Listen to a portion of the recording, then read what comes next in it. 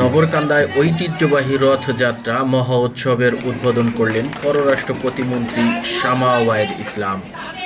ফরিদপুরের নগরকান্দা উপজেলার গাংজগদিয়া সার্বজনীন কালী মন্দিরে হিন্দু সম্প্রদায়ের অন্যতম ধর্মীয় উৎসব শ্রী শ্রী জগন্নাথ দেব, বলরাম ও সুভদ্রা দেবীর ঐতিহ্যবাহী রথযাত্রা মহোৎসব অনুষ্ঠিত হয়েছে।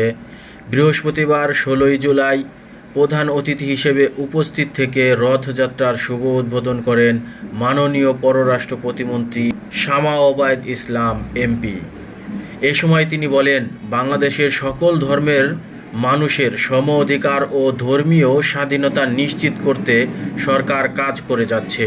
সাম্প্রদায়িক সম্প্রীতি, পারস্পরিক শ্রদ্ধাবোধ ও শান্তিপূর্ণ সহাবস্থান বজায় রাখতে সবাইকে একসঙ্গে কাজ করার আহ্বান জানান তিনি।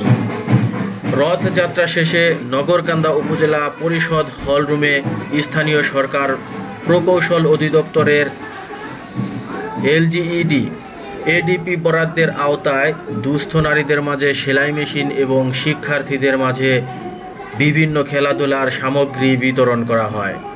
অনুষ্ঠানের প্রধান অতিথি হিসেবে পররাষ্ট্র প্রতিমন্ত্রী শামা ওবায়েদ ইসলাম এবং সভাপতিত্ব করেন উপজেলা নির্বাহী কর্মকর্তা রেজওয়ানা আফরিন। এর আগে রথযাত্রা মহোৎসবের অনুষ্ঠানে সভাপতিত্ব করেন রথযাত্রা উদযাপন কমিটির সভাপতি ডাক্তার রণদা প্রসাদ সরকার।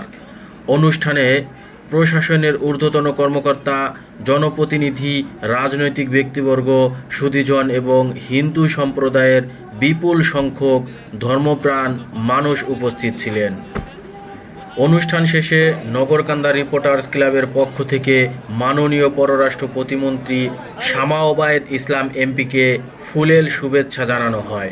এ সময় ক্লাবের আহ্বায়ক গোলাম মোস্তফা, সদস্য সচিব রুবেল চোকদার সহ সংগঠনের সকল সাংবাদিকগণ উপস্থিত ছিলেন।